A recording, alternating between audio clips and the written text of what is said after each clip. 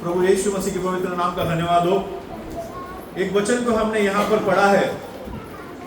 यहाँ पर पौलुस क्या कहते हैं, दोबारा उस वचन को पढ़िएगा, ध्यान से सुनिएगा।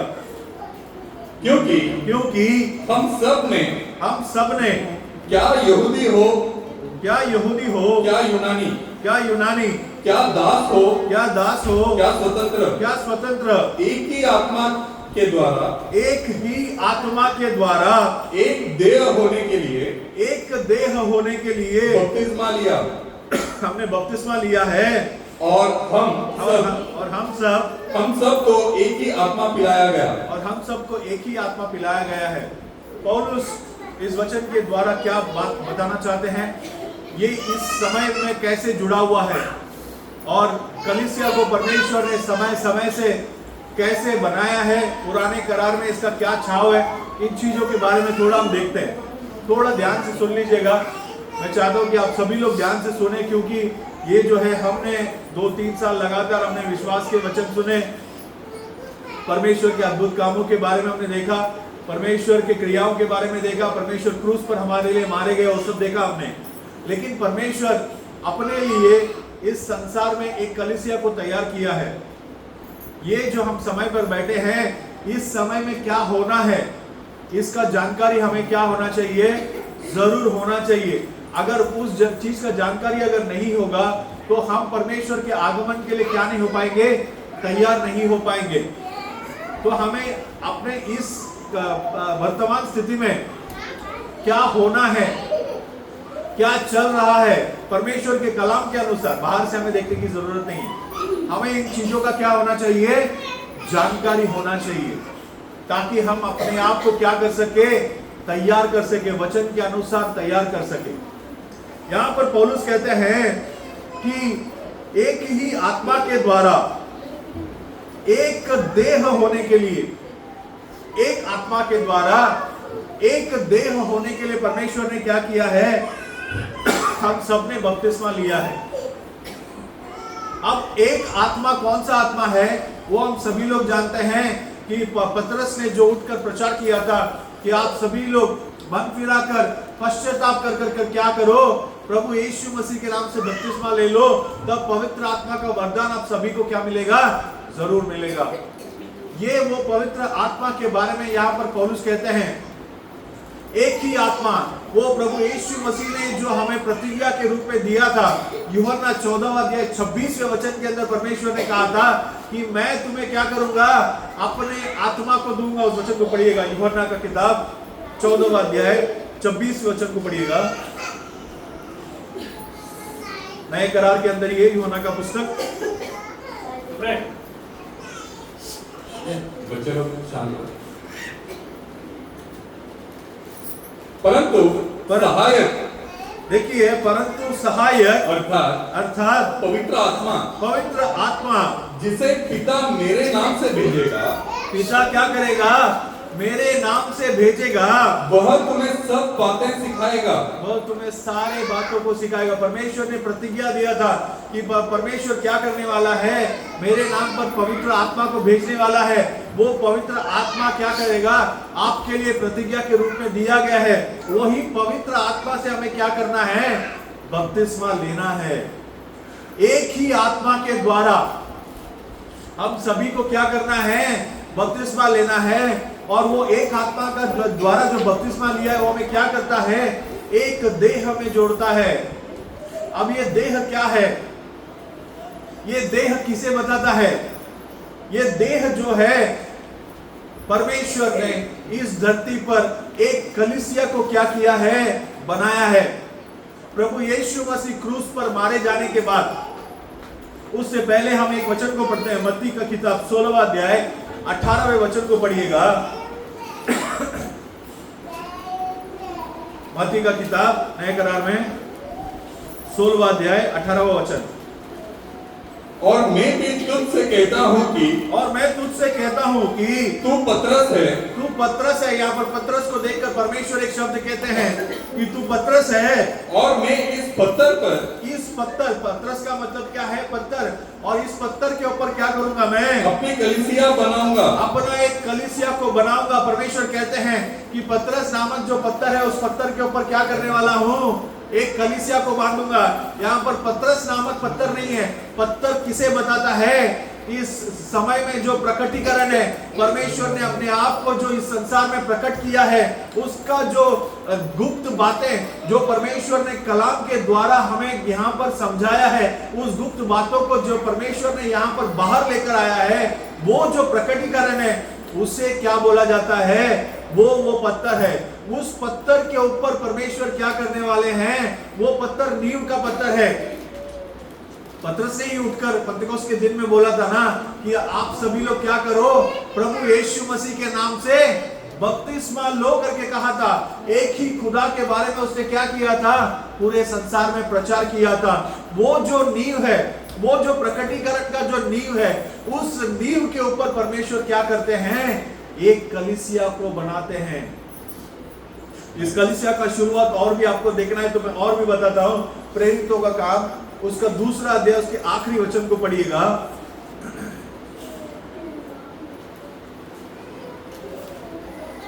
Acts chapter 2 last verse.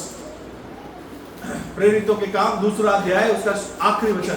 और परमेश्वर की स्तुति करते थे। और परमेश्वर की स्तुति करते थे। और सब लोग उनसे प्रसन्न थे। और सब लोग उनसे प्रसन्न थे। और जो उद्धार पाते थे, जो लोग पतरस का बताया हुआ वो बपतिस्मा लेकर, प्रभु यीशु मसीह के नाम से बपतिस्मा लेकर जो उद्धार पाते थे, उनको प्रभु किसी मनुष्य नहीं, उनको प्रभु खुद क्या करता है? प्रतिदिन उनमें मिला देता था। प्रतिदिन उनमें मिला देता था करके हिंदी कहता है, लेकिन अंग्रेजी में लिखा है परमेश्वर अपने कलीसिया में क्या करता था? उन लोगों को जोड़ देता था। कौन जोड़ता है? आप जब प्रभु यीशु मसीह के नाम से बपतिस्मा लेते हो, आपको जब उस आत्मा का अभिषेक, आत्मा का जब अभिषेक आपको मिलता है, आत्मा से जब आप पवित्र आत्मा से आप बपतिस्मा लेते हो, तब आप परमेश्वर के कलीसिया में क्या करते हो? जुड़ जाते हो। और वो जोड़ता कौन है? कोई मनुष्य नहीं जोड़ सकता। यहाँ पर हम 3 लोग बैठे हैं, भाई त्यागराजन है, और भी प्रचारक यहाँ पर आते हैं। कोई मनुष्य जोड़ नहीं सकता। इस भारतवर्ष के अंदर बहुत बड़े बड़े कलीसिया हो सकते हैं, उनमें बहुत बड़े बड़े प्रचारक, बहुत ज्यादा पढ़े लिखे लोग हो सकते हैं, कोई भी जोड़ नहीं सकता। या जो पोप बैठे हुए हैं, वो पोप कहता होगा मैं जोड़ता हूं, नहीं जोड़ सकता। कितना भी बड़ा मनुष्य हो, किसी भी देश का राजा हो, प्रधानमंत्री हो, कोई भी हो, इस कलीसिया के अंदर परमेश्वर का जो देह नामक कलीसिया है, परमेश्वर का कलीसिया, परमेश्वर का बनाया हुआ कलीसिया के अंदर कोई भी मनुष्य किसी को भी जोड़ नहीं सकता। उस कलीसिया के अंदर अगर आपको मेंबर बनना है, उस कलीसिया का अंग आपको बनना है, तो यहां पर पौलुस क्या करते हैं? एक ही आत्मा के द्वारा हम सभी ने क्या किया है? बपतिस्मा लिया है। बपतिस्मा लेने का मतलब क्या है? हम नया जन्म लेते हैं। हम मसीह के अंदर नया जन्म लेते हैं। और जब मसीह के अंदर हम जब नया जन्म लेते हैं, तब हम क्या करते हैं? उस कलीसिया का एक अंग बनते हैं। कोई मनुष्य कि कोई आपको गलत अगर बताता है, इन चीजों के बारे में आपको कलाम से ज्ञान होना चाहिए। परमेश्वर के कलीसिया के इस संसार के अंदर बहुत सारे इमारत हैं कलीसिया के नाम पर, उनमें जो है लोग मेंबरशिप वगैरह बनाकर पैसे काट ले देकर क्या करते हैं? कलीसिया में जोड़ते हैं। उसके बारे में मैं बात नहीं कर रहा हूं। इस दुनिया के कलीसिया में, कितने भी बड़े कलीसिया में कितना भी लाखों खर्चा करके आप मेंबर बन जाइए, स्वर्ग में जाना उससे कोई संबंध नहीं। स्वर्ग में आपको जाना है, परमेश्वर के आगमन में यदि आपको जाना है, तो आपको क्या करना होगा? परमेश्वर के उस देह नामक कलीसिया का क्या करना होगा? हम सभी को एक अंग बनना होगा। और उस कलीसिया का अंग बनने के लिए हम सभी का रास्ता क्या है? एक ही रास्ता है, जल से और आत्मा से क्या करना है? जन्म लेना है। उसके अंदर कोई जाकर ऐसा प्रवेश नहीं कर सकता। मन फिराओ, पश्चाताप करो, दुनियादारी को छोड़ दो, पाप के रास्ते को छोड़ दो, परमेश्वर के पास आकर क्या करो, मैं पापी हूं परमेश्वर, मैं अपने आप को नम्र बनाकर सौंप कर, परमेश्वर मुझे क्षमा कीजिए। परमेश्वर हमें क्षमा कर कर जल से हम बपतिस्मा लेते हैं, पानी से बपतिस्मा लेते हैं। उसके बाद परमेश्वर अपने आत्मा से क्या करता है, भरकर आपको बपतिस्मा देता है। जो मनुष्य जल और आत्मा से जन्म लेता है, दोबारा जन्म लेना, जो निकोदेमुस के बारे में बार बार ये चीज बताया हूं, जो दोबारा जन्म लेता है वो दोबारा जन्म कहां पर लेता है, परमेश्वर के अंदर, परमेश्वर के कलीसिया के अंदर। परमेश्वर अपने आत्मा को उसके ऊपर उंडेल कर उसे क्या करता है, अपने पुत्र के रूप में स्वीकार करता है। ऐसे जो लोग परमेश्वर के कलीसिया में जुड़ते हैं वही कहां पर जाएंगे, परमेश्वर के आगमन में जाएंगे। बाकी कोई नहीं जा सकता। इस संसार में लाखों करोड़ों मसीह हैं, बट वो दुनियादारी के कलीसिया में मेंबर जरूर हो सकते हैं, पर परमेश्वर के कलीसिया का अगर आप अंग नहीं है, अगर कोई अंग नहीं है, कितना भी बड़ा प्रचारक हो, कितना भी पढ़ा लिखा हो, कलाम को उल्टा सीधा सब सारा एकदम मुंह जबानी हो, अगर वो परमेश्वर के बताए हुए मार्ग में नहीं आता है तो वो परमेश्वर के उस देह का अंग नहीं है। परमेश्वर का देह का अंग नहीं है तो परमेश्वर का नहीं है। परमेश्वर कहते हैं, रोमियो का किताब 8वां अध्याय 9वें वचन में कहा गया है, जिसके पास परमेश्वर का आत्मा नहीं है वो परमेश्वर का नहीं है। हमारे अंदर यदि हम परमेश्वर का आत्मा है तब हम परमेश्वर के बच्चे हैं। तो ये जो चीज है, एक ही आत्मा के द्वारा और एक ही देह है। वो देह क्या है, परमेश्वर का बनाया हुआ एक कलीसिया है। किसी मनुष्य के द्वारा हाथों से रचा हुआ कलीसिया नहीं है। ये किसके द्वारा बनाया गया कलीसिया है, प्रभु यीशु मसीह के द्वारा खुद बनाया हुआ एक कलीसिया है। वो कोई इमारत नहीं है। कलीसिया का मतलब क्या है, इसका मूल भाषा ग्रीक के अंदर इसका शब्द है एक्लीसिया करके लिखा हुआ है, शायद मैंने पहले भी बताया होगा। उस एक्लीसिया का मतलब गया क्या है, पाप से बाहर बुलाए गए लोग, परमेश्वर के लिए बुलाए गए लोगों को देखकर क्या कहा गया है, कलीसिया है। ऐसा जो कलीसिया बाहर आया है, परमेश्वर के लिए उत्तम रहते हैं, परमेश्वर के बताए हुए मार्ग में चलते हैं, वो लोग क्या हैं, इस कलीसिया के अंग हैं। अब आपको मैं पुराने करार में लेकर जाता हूं।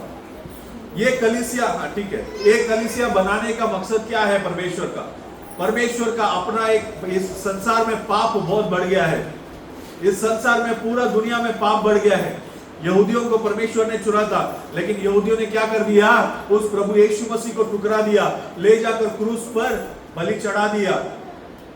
ये परमेश्वर ने देखा, ये अन्य जातियों के बीच में से परमेश्वर ने क्या किया, अपने लिए एक छोटा सा झुंड चुन कर निकाला।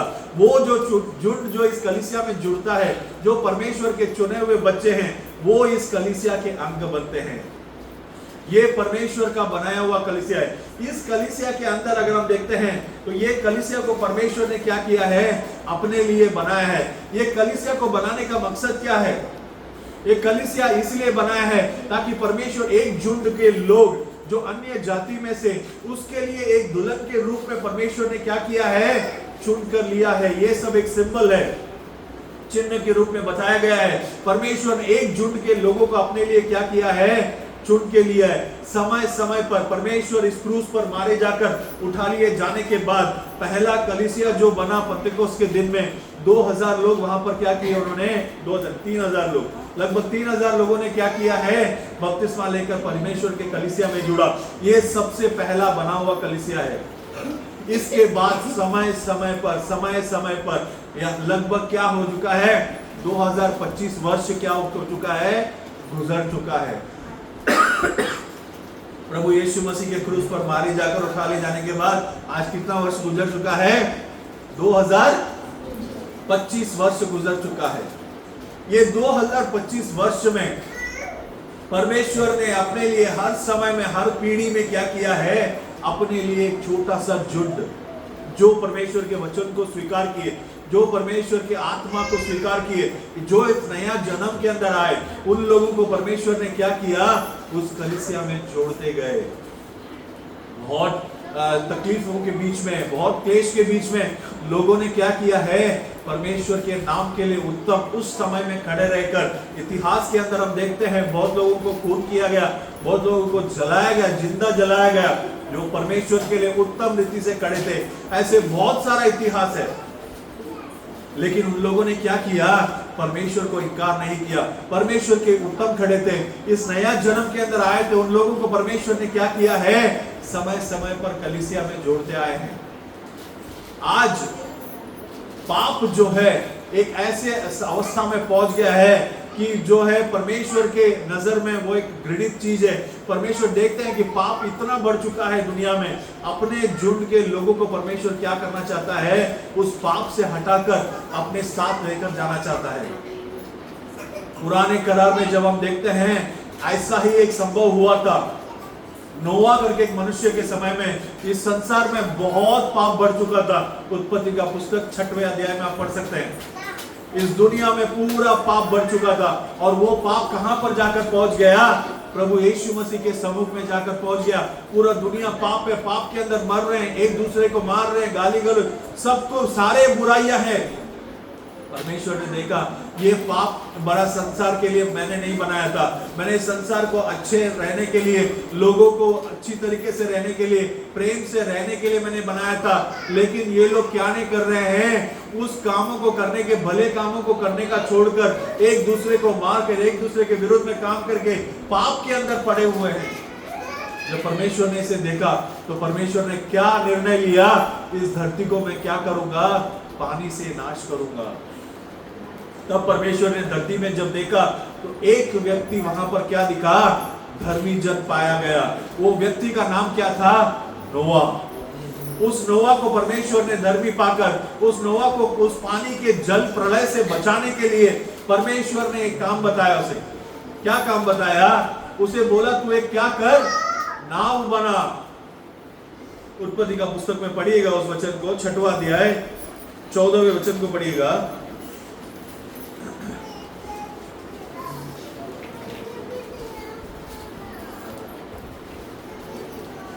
इसलिए तू गोपेर वृक्ष की लकड़ी का एक जहाज बना ले। गोपेर वृक्ष की लकड़ी का एक जहाज बना ले, उसमें कोठरियां बनाना, हाँ, और भीतर बाहर उस पर राल लगाना। यहाँ पर परमेश्वर ने नोआ से क्या कहा, तू एक नाव बना ले, मैं इस संसार को, पूरे दुनिया को नाश करने वाला हूँ।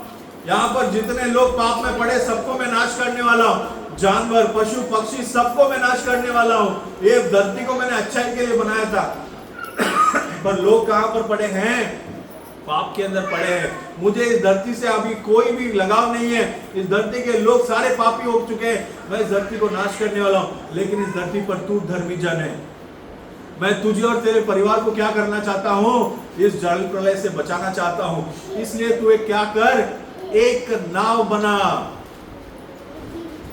देखिए कैसा पुराना करार और नया करार इस समय में जो हो रहा है, पुराने करार से कैसा जुड़ता है। देखिए पुराने करार में जो संभव हुए इस धरती में, वो अब जो हो रहे हैं उसके लिए एक छांव के रूप में है। अगर आपको देखना अब क्या हो रहा है, तो पुराने करार में अगर आप देखोगे तो अभी का छांव जो है वहां पर पूरा मिलेगा आपको। पाप तब भी बढ़ चुका था, पाप अब भी बढ़ चुका है। परमेश्वर ने एक धर्मी जन को उस समय में पाया, कौन था वो, नोआ। इस समय में परमेश्वर ने एक झुंड के लोगों को पाया है। वो कौन है, जो पाप से धुलकर नया जन्म लेकर परमेश्वर के लिए उत्तम रीति से हैं। वो लोग क्या है, यहाँ पर अभी उपस्थित है। वहां पर नोआ और उसका परिवार, यहाँ पर कौन है, परमेश्वर ने अपने लिए चुना हुआ एक दुल्हन। सेम चीज देखिए पुराने करार में जो हुआ वो भी अभी भी हो रहा है। पुराने करार में परमेश्वर ने क्या कहा था, जल से नाश करने वाला है, लेकिन अब इस धरती किसके लिए रखा गया है, आग से नाश करने के लिए रखा हुआ है। पुराने करार में भी पापी लोग थे, यहाँ भी पापी थे। पुराना करार का जो धरती है उसे जल से नाश किया, अब आग से नाश करने वाला है। पुराने करार में एक धर्मी को पाया था, अब दुल्हन को परमेश्वर ने यहाँ पर चुनकर रखा है। अब पुराने करार में नोआ को बचाने के लिए परमेश्वर ने एक क्या किया था, नाव को बनाया था। लेकिन अभी अपने दुल्हन को बचाने के लिए परमेश्वर ने क्या बनाकर रखा है? एक देह बनाकर रखा है, एक कलीसिया बनाकर रखा है। उस कलीसिया का सारा अंदर क्या है? सारे दुल्हन, छोटे छोटे हम सभी लोग उसके क्या हैं? एक छोटे छोटे अंग के रूप में हैं। जो पुराने करार में हुआ है वो क्या हो रहा है? नए करार में भी हो रहा है। पुराने करार में क्या हुआ? परमेश्वर ने नोआ और उसके परिवार को अंदर बुलाकर नाव को बंद कर दिया, और क्या 40 दिन ऊपर से पानी बरस रहा है, नीचे से सारे सोतों को परमेश्वर ने क्या कर दिया? खोल दिया।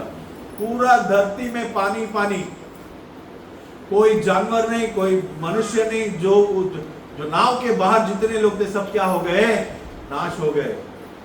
अब परमेश्वर क्या करने वाले हैं? ये जो कलीसिया को परमेश्वर ने जो बनाया है, इस कलीसिया को परमेश्वर क्या करने वाले हैं? उठाकर लेकर जाने वाले हैं। इस कलीसिया में जितने लोग अंग हैं उन सभी को परमेश्वर क्या करने वाले हैं? आगमन में लेकर जाने वाले हैं। पढ़िएगा पहला थिस्सलुनीकियों का पुस्तक 4 अध्याय। ये बहुत मुख्य वचन है। चाहो तो सभी लोग इस वचन को अपने अपने कलाम में निकाल लीजिए, सभी लोग मिलकर पढ़ेंगे। पहला थिस्सलुनीकियों 4 अध्याय 16वें वचन,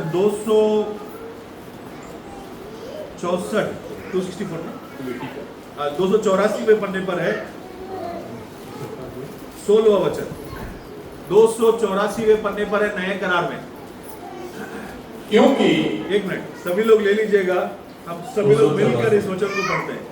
नए करार में 84 सभी ने ले लिया है? बच्चे थोड़ा आवाज मत कीजिएगा। इधर आगे आ जाओ, आगे आ जाओ, बच्चे आगे आ जाओ, सब बच्चे आ जाओ, आगे आ जाओ, आगे आ जाओ, आगे आ जाओ, आगे आ जाओ, दोनों आगे आ जाओ, आ जाओ, आ जाओ, आगे आ जाओ,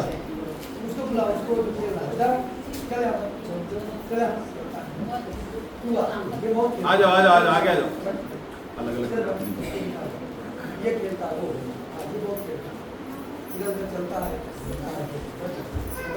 हाँ, इधर बैठो, बैठो, बैठो। हाँ, 4 में 16 हम सभी लोग मिलकर इस वचन को पढ़ते हैं। क्योंकि प्रभु आप ही स्वर्ग से उतरेगा। हाँ,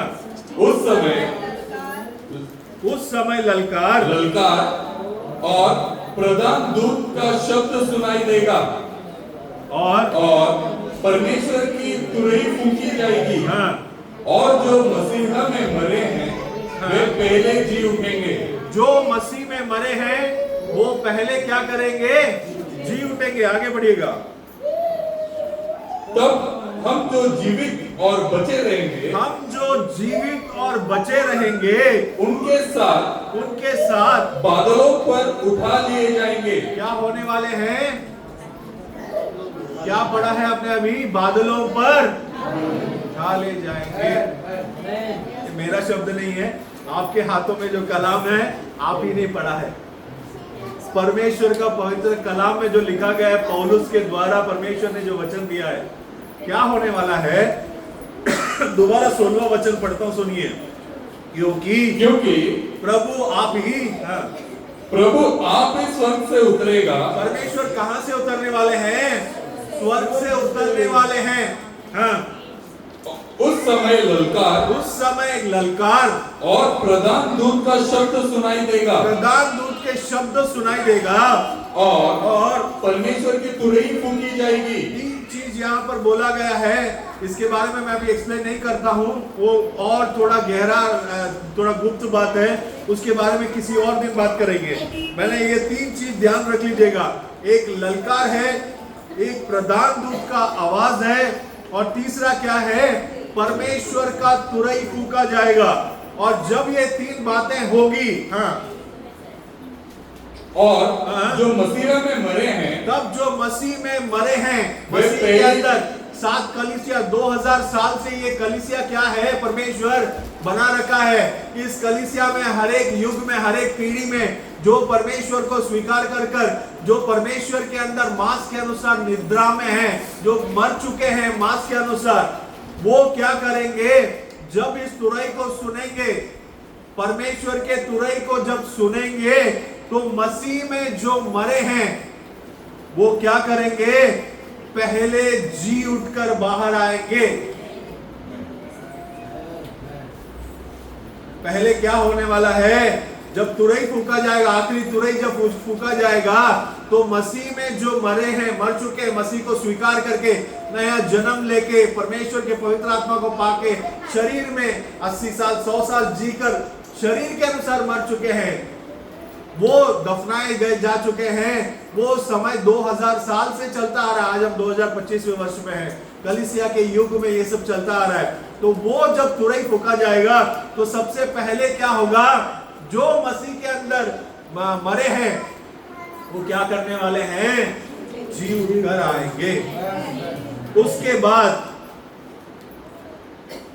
तब हम जो जीवित और बचे रहेंगे, हम अगर जीवित बचे रहे परमेश्वर के आगमन तक, परमेश्वर जब स्वर्ग से उतर कर आएंगे, ये 3 बातें जब होगी, तब परमेश्वर के आगमन में अगर हम जीवित हैं, उस समय में परमेश्वर ने चाहा कि हमारे बच्चे हैं, ये हमारे बच्चे, ये बच्चे जीवित रहेंगे, तो हम क्या हो जाएंगे? बदल जाएंगे, और हम उसके साथ क्या किए जाएंगे? बादलों पर उठा लिए जाएंगे। जब तक, और ये कौन उठा लिए जाने वाला है? जो उस परमेश्वर के देह के अंग हैं। केवल उन्हीं को परमेश्वर क्या करने वाला है? उठाकर ले जाने वाला है। जो इस अंग के बाहर है, जो इस देह के बाहर है। नोआ के समय में जो भी नाव के बाहर थे, उन सबका क्या हो गया? सभी लोग मर चुके। आज भी इस परमेश्वर के देह के बाहर जो लोग रहेंगे, नाम के लिए मसीह बन के रहेंगे, लेकिन परमेश्वर के नए जन्म के अंदर नहीं आए, परमेश्वर के बताए हुए मार्ग में नहीं चल रहे, उत्तम रीति से नहीं चल रहे, विश्वास के अंदर दृढ़ नहीं है, जीवन में पवित्रता नहीं है। क्या करना है? इन चीजों को भूल जाना है। परमेश्वर के आगमन में क्या हो जाएगा? वो मनुष्य छूट जाने वाला है, क्योंकि उस देह का अंग नहीं है। और जो व्यक्ति उस देह का अंग नहीं है, वो उस आगमन में नहीं जा पाएगा। और ये आगमन कब होने वाला है? अब आप पुराने करार में दोबारा चलते हैं। आगमन जब होगा, तो नाव जब पानी बरसा और नीचे से भी सोते खुल गए, तो नाव क्या हो गया? ऊपर तैरने लगा। तो जितने लोग वहां पर थे, सब लोग मर गए। सब लोगों ने कितना तड़पा होगा। वो एक क्लेश का समय होगा। वो तड़प तड़प कर क्या किए?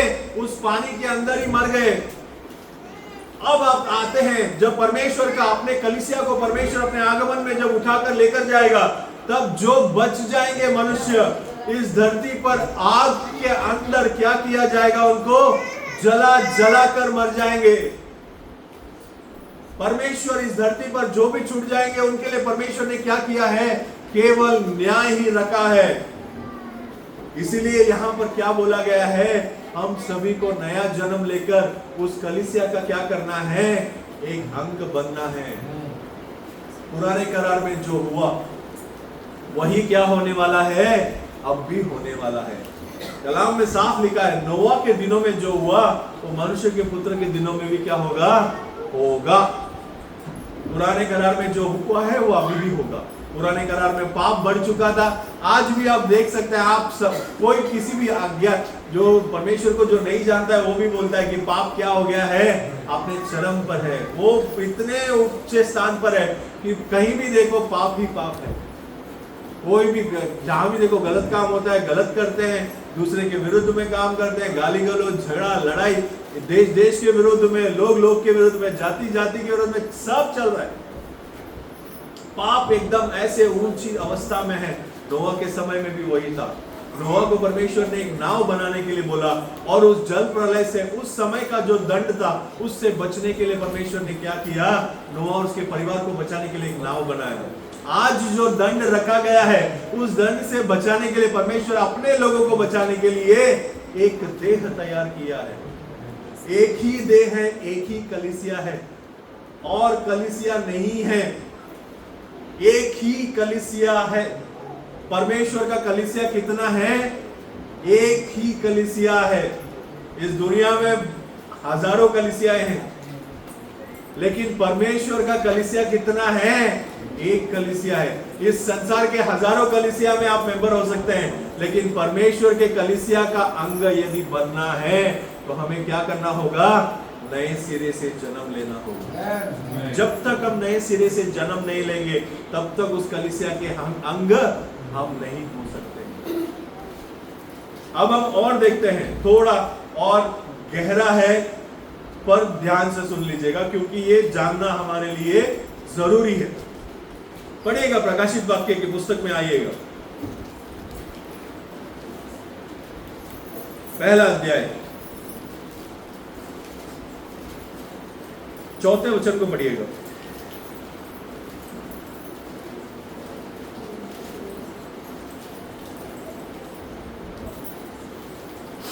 यूहन्ना की ओर से आसिया की 7 कलीसियाओं के नाम। आसिया जो है, आसिया कॉन्टिनेंट जो बोलते हैं, एशिया कॉन्टिनेंट, उसमें 7 कलीसिया के नाम। हाँ, उसकी ओर से जो है, उसकी ओर से जो है, और जो था, जो है, जो था, और जो आने वाला है, और जो आने वाला है। जो था वो कौन है? वो प्रभु यीशु मसीह है। जो है वो कौन है? वो भी प्रभु यीशु मसीह है। जो आने वाला है वो भी कौन है? प्रभु यीशु मसीह है। वो एक ऐसा खुदा है जो था, है और आने वाला है। प्रभु यीशु मसीह कल, आज और युगान युग के लिए क्या है? सरीका है। वो ना बदलने वाला परमेश्वर है। आकाश और पृथ्वी टल जाएंगे लेकिन मेरे वचन कभी ना टलेंगे। उस वचन में जीवन है, वचन खुदा है। वो परमेश्वर यहाँ पर कहते हैं, ये वो परमेश्वर यहाँ पर क्या करते हैं? यूहन्ना से बात करते हैं। और यहाँ पर 7 कलीसिया के बारे में यहाँ पर कहा गया है। ये 7 कलीसिया के नाम जो है आपको दूसरे अध्याय और तीसरे अध्याय के अंदर दिया है। ये 7 कलीसिया कौन सा है? सबसे पहला कलीसिया, आप सिर्फ अभी सुन लीजिएगा, बाद में कभी बोर्ड अगर आ जाएगा तो मैं आपको क्या करूंगा, डिटेल में चित्र बनाकर आपको पूरा बात समझा दूंगा। मैंने भाई को बोला है एक बोर्ड लगाने के लिए, यहाँ पर बोला है ब्लैक बोर्ड या ग्रीन बोर्ड जो भी लग जाएगा, उसके बाद आपको चित्र बनाकर डिटेल में समझा दूंगा कि क्या है, कैसे है करके पूरा मैं समझा दूंगा। अब यहाँ पर जो 7 कलीसिया है, ये एक देह है। इस एक देह में लगभग 2025 वर्ष आज गुजर चुके हैं। इन 2025 वर्षों में कई पीढ़ी पूरे दुनिया के अंदर क्या हो चुका है? गुजर चुका है। तो ये जो पीढ़ी जब एक पर्टिकुलर कुछ समय के लिए एक कलीसिया, कुछ उसके बाद के समय के लिए कलीसिया, उसके बाद के समय के लिए कलीसिया, तो ये जो 2025 वर्ष जो है 7 हिस्सों में क्या किया है? बटा हुआ है। वो पहला कलीसिया का युग जो है वो कौन सा है?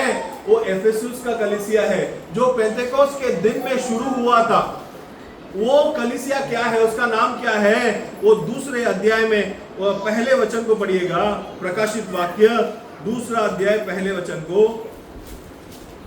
इफिसुस की कलीसिया के दूत को यह लिख।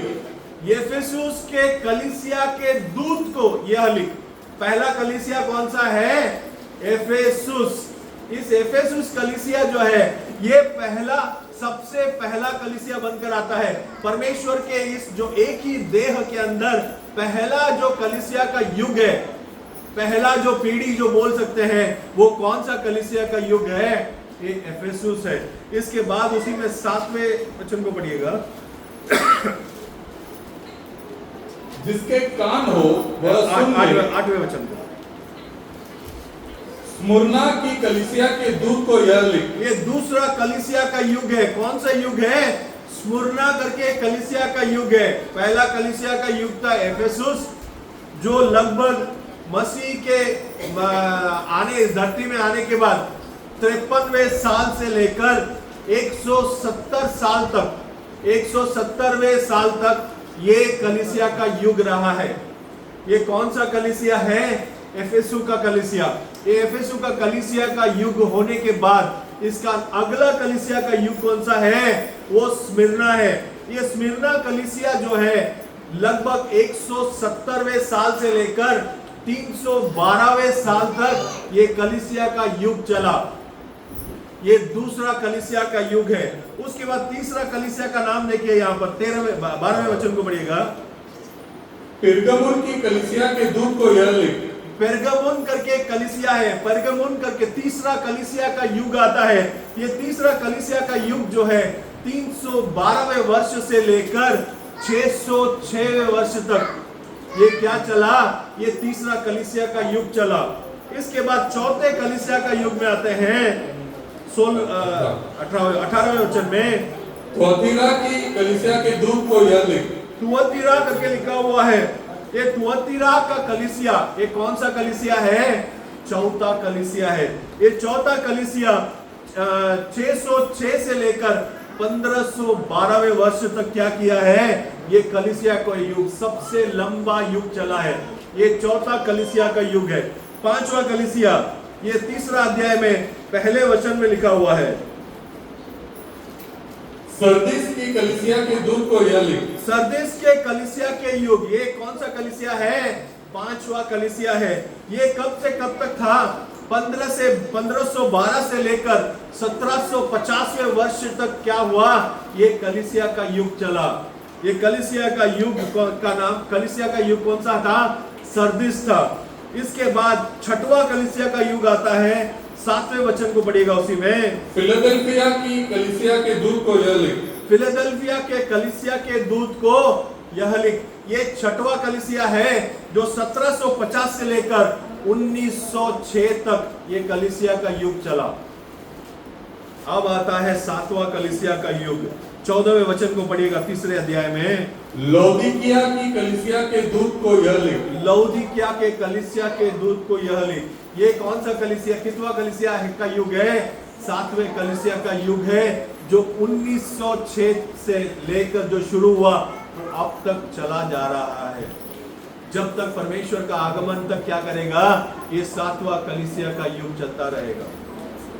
7 कलीसिया का युग, एक ही कलीसिया है। उस कलीसिया में 7 युग में परमेश्वर ने क्या किया है? अपने लोगों को जोड़ा है। हर एक कलीसिया का संदेश क्या है?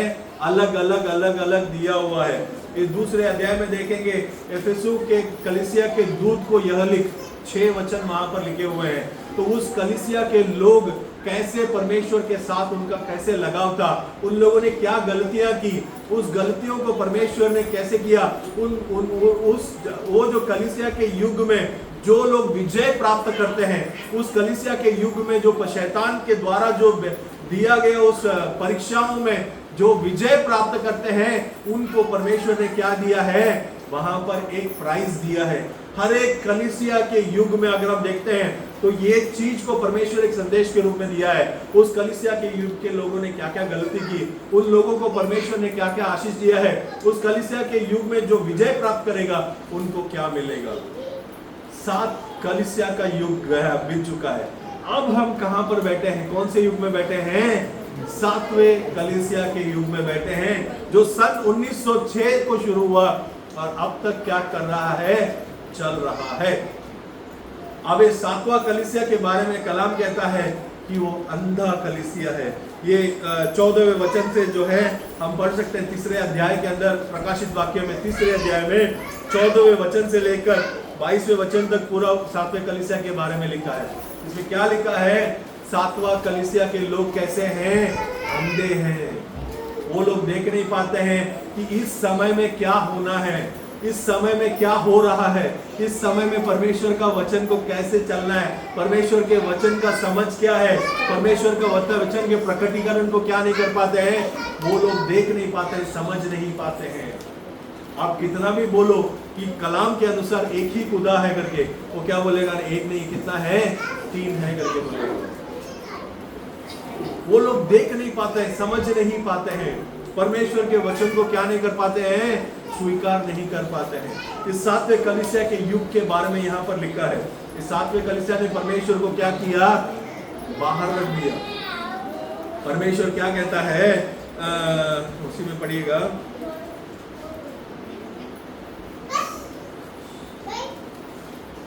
हाँ, 20वें वचन को पढ़िएगा, 3रे अध्याय में। देख, मैं द्वार पर खड़ा हुआ खटखटाता हूँ। कहां पर खड़ा है परमेश्वर?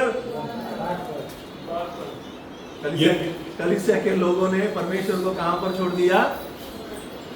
दरवाजे के बाहर। दरवाजे के अंदर भी स्वीकार करने के लिए कलीसिया के लोगों में मन नहीं है। सोचकर देखिए ये कलीसिया युग कैसा युग है। इनको परमेश्वर को भी अंदर लेने की इच्छा बिल्कुल नहीं है। परमेश्वर कहता है कि मैं द्वार पर खड़ा रहकर क्या करता हूं? खटखटाता हूं। पढ़िएगा उस वचन को। देख,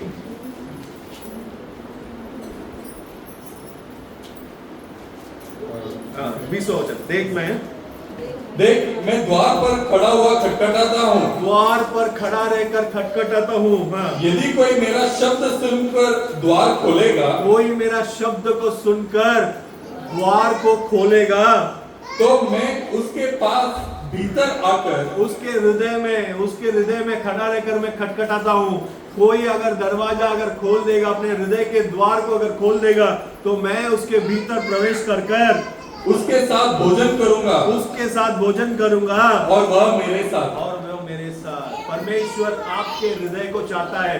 परमेश्वर इस 7वें कलीसिया के लोगों को क्या कहता है? आवाज नहीं बच्चे।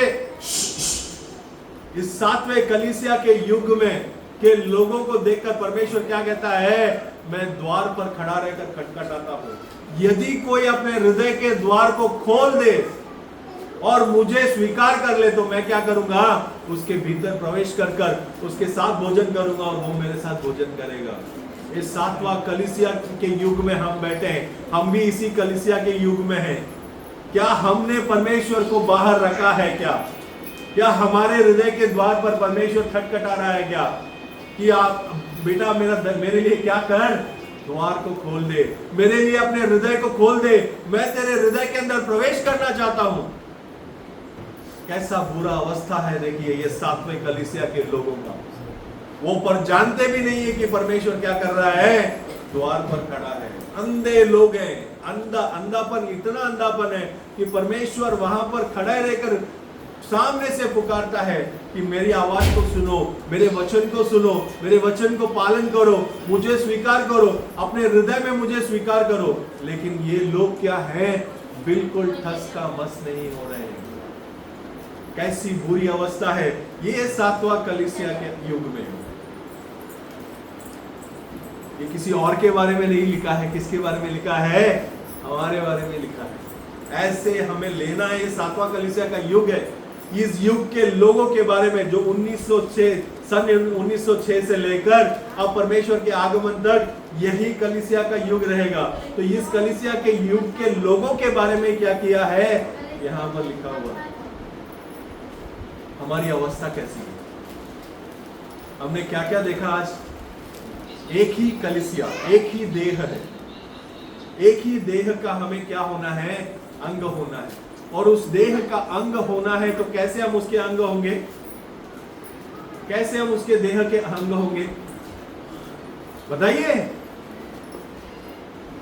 हम परमेश्वर के देह के अंग यदि होना है, परमेश्वर के कलीसिया का यदि हमें मेंबर होना है, तो कैसे होंगे? बपतिस्मा लेना है। कैसे बपतिस्मा लेना है?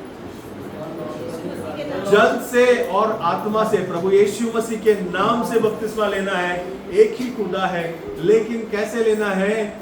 जल से भी लेना है और आत्मा से भी जन्म लेना है। उस पवित्र आत्मा का अभिषेक को पाना बहुत मुख्य है। हमने इसको क्या किया? इस एक ही देह को हमने पुराने करार और नए करार जो छांव है और अभी जो घटना हो रहा है, इन दोनों घटनाओं का तुलना करके हमने देखा। क्या देखा? पुराने करार में जो हो रहा है वही क्या हो रहा है? नए करार में भी हो रहा है। पुराने करार में पाप बढ़ा था, अभी भी पाप बढ़ा है। पुराने करार में एक धर्मी जन मिला, यहाँ पर परमेश्वर ने अपने लिए एक दुल्हन चुन रखा है। पुराने करार में उस दुल्हन को, उस धर्मी जन को बचाने के लिए परमेश्वर ने क्या किया? एक नाव को बनाया। यहाँ पर परमेश्वर ने क्या किया है? अपना देह, एक कलीसिया को बनाकर रखा है। पुराने करार में परमेश्वर ने क्या किया, आसमान से पानी बरसाया और नीचे सोतों को खोल दिया, उस नाव क्या हो गया, तैर गया। यहाँ पर परमेश्वर क्या करने वाले हैं, खुद उतर कर आने वाले हैं। ललकार, प्रधान दूत का आवाज और आखिरी तुरई जब फूका जाएगा तो वो क्या होने वाला है, दुल्हन जो है परमेश्वर का जो देह है उसे क्या करने वाला है, परमेश्वर आगमन में उठाकर लेकर जाने वाला है। पुराने करार में जो हुआ वही अभी भी होने वाला है। जैसी नाव पानी में ऊपर आया वहां पर क्लेश का समय हुआ, सभी लोग वहां पर नाश हो गए। यहाँ पर भी जैसे ही दुल्हन उठा ली जाएगी, यहाँ पर भी क्या होगा, क्लेश का समय। इस धरती को आग से नाश करने के लिए परमेश्वर ने बनाकर रखा है। जैसे ही परमेश्वर अपने लोगों को उठा लेंगे, बादलों पर जैसे ही उठा लेंगे, यहाँ पर क्या होने वाला है, पूरा धरती में। अब तो जानते ही हैं, सभी के पास न्यूक्लियर बॉम्ब है, सभी के पास क्या क्या परमाणु बम है, सब कुछ क्या क्या बना कर रखे हैं। सब एक बटन दबा दे, क्या होने वाला है, एक दूसरे के ऊपर बरस पड़ने वाले हैं। ये पूरा धरती क्या होने वाला है, नाश के लिए रखा गया है। लेकिन उस समय में परमेश्वर के चुने हुए लोग कहां पर होंगे, परमेश्वर के साथ मोहर होंगे। तो हमें उस परमेश्वर के चुने हुए लोगों के झुंड में होना चाहिए। उसके झुंड में यदि होना है तो ये सातवें कलीसिया के लोग के बारे में कलाम में जो लिखा है वैसे मुझे नहीं होना चाहिए। मुझे अंधा नहीं होना चाहिए, मुझे परमेश्वर के वचन का ज्ञान होना चाहिए। परमेश्वर के वचन में जो गहराई है, दाऊद कहता है गहराई जो है, गहराई को पुकारता है। आप इस शब्द के अर्थ को और उसकी गहराई को भी समझिएगा। गहराई क्या करता है, गहराई को पुकारता है। अब इसको समझना है तो हमने कुआं देखा है, कुएं का एक कुछ पर्टिकुलर गहराई होगा, 100 फीट होगा, 150 फीट होगा, 200 फीट होगा गहराई। कुआं क्या सोच रहा है, मैं सबसे गहरा हूं, लेकिन उसे नहीं पता वहां पर क्या है, समुद्र है। उस समुद्र की गहराई को क्या नहीं करता है, ये नहीं जानता, वो नाप भी नहीं सकता और समझ भी नहीं सकता। लेकिन वो समुद्र का गहराई पुकारता है कुएं को देखकर, तू तू तो कुछ भी नहीं है, तू और गहरा क्या कर, उतर कर आ जा। ये कलाम भी ऐसा ही है। जो अभी हमने जो वचन आज सुना है ऊपर ऊपर का है, क्या नहीं है, वो गहरा नहीं है। गहराई के अंदर हमें उतर कर क्या करना होगा, समझना होगा। तभी इस युग में क्या हो रहा है, इस युग में परमेश्वर ने क्या क्या होगा करके लिखा है। मलाकी के अंदर 4 अध्याय 5 और 6 वचन में क्या लिखा है, एक बड़ा दिन होने वाला है, एक भयानक दिन होने वाला है। बड़े दिन में क्या होगा, भयानक दिन में क्या होगा, गहरे सच्चाई के अंदर 7 कलीसिया के युग के लिए परमेश्वर ने क्या क्या संदेश रखा है। उस 7 कलीसिया में क्या क्या घटना हुआ। उसके बाद आते हैं 7 मोहर करके एक अलग सा विषय है। वो 7 मोहरों में क्या क्या होता है, वो सब इस धरती में जो हुआ है पिछले 2000 वर्ष में, उसी के बारे में लिख रखा है। उसके बाहर नहीं लिखा है, बस इसको उसके साथ जोड़ कर क्या करना है, हमें समझना है। लेकिन वो क्या है, थोड़ा गहराई के अंदर हमें क्या करना होगा, उतरना होगा। और उस गहराई के अंदर उतरने के लिए हमें क्या होना चाहिए, कलाम का ज्ञान अच्छी तरीके से होना चाहिए। इसलिए 3 साल से इस जगह से क्या बोला जा रहा है, कलाम को पढ़िएगा, कलाम को पढ़िएगा। कलाम के अंदर जो है परमेश्वर ने अपने जीवन के वचन को रखा है। गहरे वचनों को जानकर और गहराई के अंदर क्या करना है, हमें जाना है। इस समय में परमेश्वर ने हमारे लिए क्या क्या रखा है, उसे जानने के लिए हमें और गहरा उतरना पड़ेगा।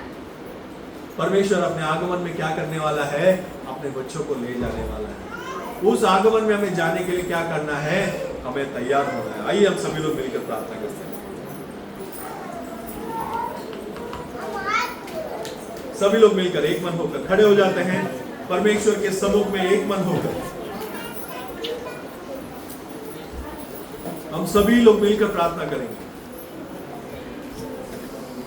एक संदेश परमेश्वर ने दिया है परमेश्वर के कलीसिया के बारे में। मैं समझता हूं कि हम में आज थोड़ा कलाम के बारे में ज्ञान ज्यादा हुआ होगा। कलाम की एक गहराई के अंदर हम उतर कर आ रहे हैं। कलाम में परमेश्वर ने क्या मेरे लिए रखा है, इस समय में क्या होना है उसके बारे में मैं थोड़ा जानकारी आज ले लिया हूं। मैं इसे और ध्यान करूंगा। परमेश्वर के बारे में मुझे और जानना है, मुझे और गहराई में उतरना है। एक मन होकर परमेश्वर से प्रार्थना करें। एक मन होकर हम परमेश्वर से प्रार्थना करें। एक आग हर दिल में हमको जलाना है, भटके हुए दिल को प्रभु से मिलाना है। एक आग हर दिल में, हर एक दिल में हमें एक आग जलाना है। वो आग जो है परमेश्वर के वचन को बोलकर जलाना है। हम किसी व्यक्ति से व्यर्थ बातों को बोलने से कोई भी उपयोग नहीं है। परमेश्वर का वचन केवल मनुष्य के हृदय में क्रिया कर सकता है। अगर हम परमेश्वर के वचन को बातें करते रहेंगे। एमाऊ करके गांव था, उस गांव में दो व्यक्ति परमेश्वर के बारे में बातें करते चल रहे थे। तब परमेश्वर खुद उनके साथ जुड़ गए, और जब वो परमेश्वर के बारे में बातें कर रहे थे, उनका हृदय के अंदर एक अलग सा आनंद, एक ज्वाला फटकर वहां पर आ रहा था। आप परमेश्वर के बारे में जब बातें करेंगे तो आपका हृदय जलता हुआ वहां पर पाया जाएगा। परमेश्वर के दिए से, परमेश्वर के उस उजाले से जलता हुआ पाया जाएगा। एक अलग सुकून मिलेगा, एक अलग आनंद आपके अंदर रहेगा। ये संसार नहीं दे सकता है। ऐसा एक सुख मैं तुम्हें दूंगा, ऐसा एक समाधान मैं तुम्हें दूंगा करके परमेश्वर ने कहा है। हमें अपने आप को परमेश्वर के पास सौंपना है, और गहराई के अंदर और गहरे सत्य को परमेश्वर के बारे में जानना है। प्रार्थना करते हैं। स्तुति लॉर्ड, धन्यवाद लॉर्ड। इस समय में परमेश्वर आपने अपने वचन को दिया है, इसलिए हम आपको धन्यवाद करते हैं। आपके वचन के गहरी बातों को परमेश्वर आप अपने बच्चों को समझाने के लिए विनती करते हैं। गहरी बातों को समझने के लिए हम परमेश्वर और आपके वचन को ध्यान करके, आपको पकड़कर आपके वचन के अनुसार हम चलने के लिए परमेश्वर, हालेलुया, स्तुति है लॉर्ड। हर एक बच्चों को आप चलाइए, आपके पवित्र आत्मा से भर दीजिए, आपके अग्नि से अभिषेक करने के लिए विनती करते हैं। आशीष कीजिए, अगुवाई कीजिए, जो बीमार है बीमारी से छुटकारा दीजिए, जो जिनको जरूरत है सारे जरूरतों को पूरी कीजिए। सारे मांग जो है परमेश्वर, जो उनकी मांग होगी, जो उनका रिक्वेस्ट होगा, उस रिक्वेस्ट को आप करके दीजिए लॉर्ड। आपके बच्चे परमेश्वर आपसे मांग रहे हैं। आप हमारे पिता है, परम पिता है, हमारे परम पिता से हम मांगते हैं, तो मांगो तो मिलेगा करके आपने कहा था। हम मांगते हैं परमेश्वर आपके सम्मुख में, आपके बच्चों के लिए आशीष मांगते हैं, पवित्र आत्मा से अभिषेक करने के लिए हम आशीष कीजिए, अगुवाई कीजिए, आपके आगमन के लिए आप हमें तैयार कीजिए, आप हमें चलाइए, आपके हाथ में सौंपते हैं। प्यारे प्रभु यीशु मसीह के नाम से मांगते हैं। तेरा स्वर्ग में है, तेरा नाम पवित्र माना जाए, तेरा राज्य आए, तेरा इच्छा जैसे स्वर्ग में पूरी होती है वैसे पृथ्वी पर भी हो। हमारी दिन भर की रोटी आज हमें दे। हम सबका हमें अपराधियों को क्षमा किया है, उसी प्रकार मैं परीक्षा में न हुआ, परंतु बुराई से बचा, क्योंकि राज्य और पराक्रम महिमा सदा रहती है। आमीन। हालेलुया,